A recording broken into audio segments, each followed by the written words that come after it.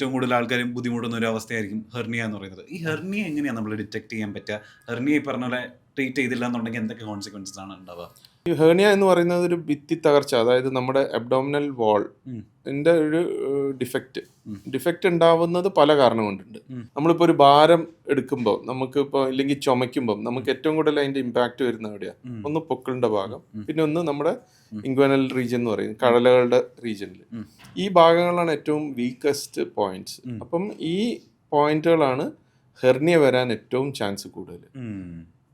പിന്നുള്ളതെന്ന് പറഞ്ഞാൽ സർജറി കഴിഞ്ഞിട്ടുള്ള open surgeries. ഇപ്പം നമ്മളൊരു മുറിവുള്ള ഒരു അപ്പൻഡിക്സിൻ്റെ ഓപ്പറേഷൻ ആയിക്കോട്ടെ, ഇല്ലെങ്കിൽ നമ്മളൊരു വയറ് തുറന്നിട്ടുള്ള ഒരു ഓപ്പറേഷൻ, ഇല്ലെങ്കിൽ സിസേറിയൻ സെക്ഷൻ, ഇതൊക്കെ ചെയ്ത് കഴിയുമ്പം ആ ഭിത്തിയിൽ നമ്മളൊരു മുറിവ് ഉണ്ടാക്കുകയാണല്ലോ.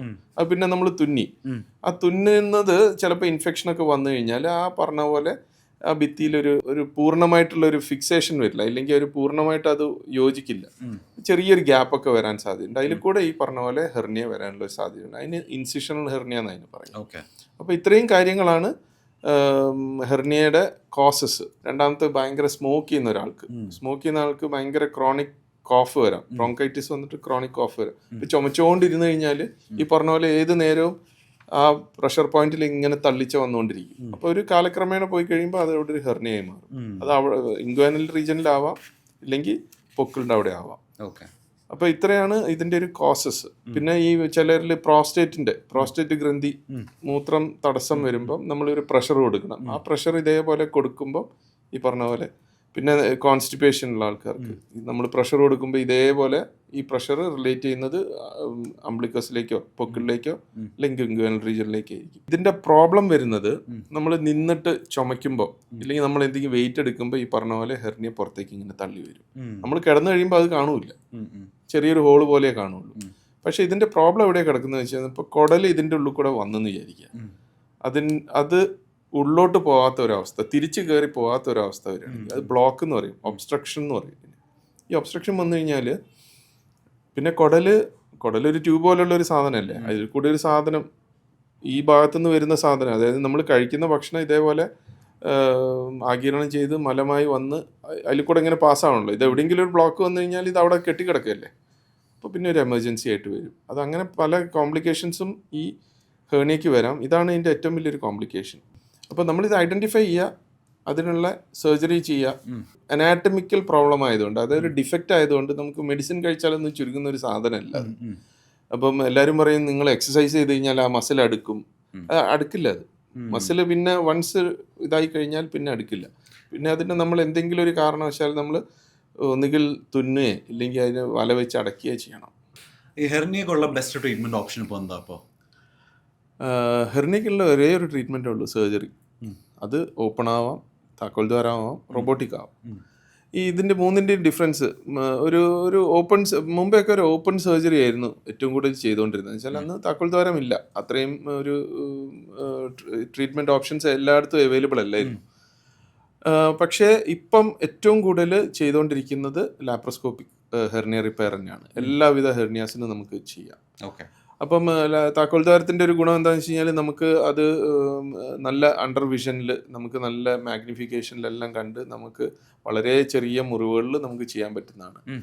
Except for complex hernias. Complex ഹെർണിയയ്ക്ക് നമുക്ക് വേറെ ഒരു ഓപ്ഷനും ഇല്ല. ഈ പറഞ്ഞ മതി, ഒന്നുകിൽ ഓപ്പൺ സർജറി.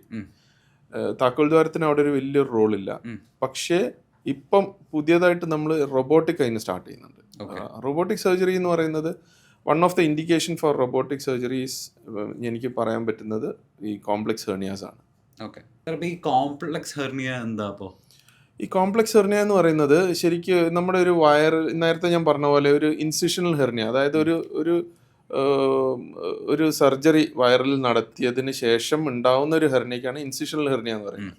ചിലപ്പം അത് ആ ഇൻസിഷണൽ ഹെർണിയയുടെ ട്രീറ്റ്മെൻറ്റ് ചിലപ്പോൾ 1-2 തവണ നമ്മൾ സർജറി ചെയ്ത് അത് കംപ്ലീറ്റ് ആ ഭിത്തി തകർന്ന ഒരു അവസ്ഥ ഉണ്ടാവും. അബ്ഡോമിനൽ വാൾ ഭയങ്കര ബുദ്ധിമുട്ടായിട്ടുള്ള. അപ്പം നമ്മൾ ശരിക്ക് അതിന് അബ്ഡോമിനൽ വാൾ റീകൺസ്ട്രക്ഷൻ എന്ന് പറഞ്ഞൊരു സാധനം, അതായത് AWR എന്ന് പറയാം അതിന് ചെറുതായിട്ട്, ഷോർട്ട് ഫോം ആയിട്ട്. ഇത് ചെയ്യണമെന്നുണ്ടെങ്കിൽ ഒന്നുകിൽ നമ്മൾ ഓപ്പൺ സർജറി, ഇല്ലെന്നുണ്ടെങ്കിൽ നമ്മൾ ഇപ്പം പുതിയതായിട്ട് റോബോട്ടിക് സർജറി.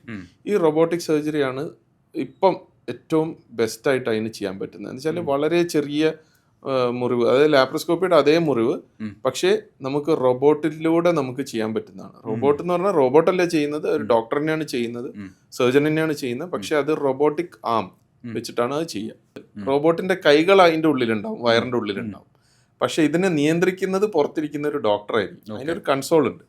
ആ കൺസോളിൽ ഇരുന്നിട്ട് എൻ്റെ വിരലിലായിരിക്കും അതിൻ്റെ ആ ഇൻസ്ട്രുമെന്റ്സിന്റെ മുഴുവൻ മൂവ്മെന്റ്സും അതിന്റെ ടെക്നിക്കൽ സാധനങ്ങൾ കംപ്ലീറ്റ്. അപ്പൊ ഞാൻ എന്താണോ ഇവിടെ നിന്നിട്ട് ചെയ്യുന്നത് അത് ആ റോബോട്ടിന്റെ കൈ ചെയ്യും. പക്ഷെ നമ്മുടെ കൈക്ക്, നമ്മുടെ ഇപ്പം കൈ ഇങ്ങനെ വെച്ചിട്ട് നമുക്ക് തിരിക്കാൻ പറ്റുകയാണെങ്കിൽ ഇത്ര അല്ലല്ലോ മാക്സിമം തിരിക്കാൻ പറ്റുക, ഒരു 270 ഡിഗ്രി. പക്ഷെ റോബോട്ടിന്റെ ആം നമുക്ക് 360 ഡിഗ്രി തിരിക്കാം. അപ്പൊ നമുക്കിപ്പോ ഒരു ഫോർ എക്സാമ്പിൾ നമ്മൾ വയറിന്റെ ഉള്ളിലാണ് ഇരിക്കുന്നതെന്ന് വിചാരിക്കുക, നമുക്ക് മോൾ വശത്ത് ഒരു സാധനം ചെയ്യണം. അപ്പൊ നമുക്ക് ഇത്രയേ ഉള്ളൂ നമ്മുടെ മൂവ്മെന്റ്, കൈ കൊണ്ടുള്ള നോർമലി മൂവ്മെന്റ്. പക്ഷെ റോബോട്ടിന് 360 ഡിഗ്രിയും ചെയ്യാം. അപ്പൊ അയാൾക്ക് ആ ആമിന് എവിടെ വേണമെങ്കിലും എത്താം. പക്ഷെ താക്കോൽ ദ്വാരത്തിന് ഒരു ലിമിറ്റേഷൻ ഉണ്ട്. താക്കോൽ ദ്വാരത്തിന് നമ്മുടെ കൈ എത്രയാണോ മൂവ് ചെയ്യുന്നത് അത്രയേ മൂവ് ചെയ്യാൻ പറ്റുള്ളൂ. അപ്പൊ നമുക്ക് മുകളിലുള്ളതോ സൈഡിലുള്ളതോ താഴെയുള്ളതോ ആയിട്ടുള്ള എല്ലാ വശങ്ങളിലും നമുക്ക് എന്തും ചെയ്യാൻ പറ്റുന്ന ഒരു ആക്സസ് ആണ് ശരിക്കും. റോബോട്ടിക് ആക്സസ് എന്നതിന് പറയാം. ആ ആക്സസ് നമുക്ക് യൂസ് ചെയ്തിട്ട് നമുക്ക് തുന്നേ കട്ട് ചെയ്യേ എന്ത് വേണമെങ്കിൽ ചെയ്യാം.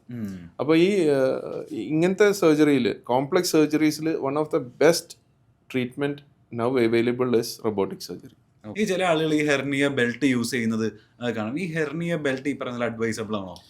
ഹെർണിയ ബെൽറ്റ് ആസ് സച്ച് ഞാനിപ്പോൾ ഈ പറഞ്ഞ പോലെ ഈ ചുമയ്ക്കുമ്പോൾ പുറത്തേക്ക് തള്ളി വരുന്നു. അപ്പം നമ്മളിപ്പം ഒരു ഹോളാന്ന് വിചാരിക്കുക, അപ്പൊ ഒരു ബെൽറ്റ് ഇങ്ങനെ വെച്ചിട്ട് അതിനെ തടയുക എന്നുള്ളത് മാത്രമുള്ള അതിന്റെ ഒരു മെക്കാനിസം.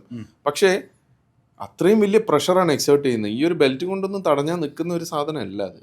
അപ്പം അതിന് ശരിക്ക് ഇപ്പം ചില ആൾക്കാരിൽ ഈ ബെൽറ്റ് വെക്കുന്നത് വളരെ മോശമായിട്ടുള്ള ഒരു കാര്യമാണ്. വൺസ് ഒരു പ്രഷർ ഇങ്ങോട്ട് വരുന്നു, ഇവിടുന്ന് ഒരു പ്രഷർ കൊടുക്കുന്നു, ആ പ്രഷറിൽ ചിലപ്പോൾ ഇത് ട്വിസ്റ്റഡ് ആവാൻ സാധ്യതയുണ്ട്. കുടലായിക്കോട്ടെ എന്തും ആയിക്കോട്ടെ, അത് തിരിഞ്ഞു പോകും, ചുറ്റിപ്പോവും. ചുറ്റിക്കഴിഞ്ഞാൽ പിന്നെ കളി മാറി.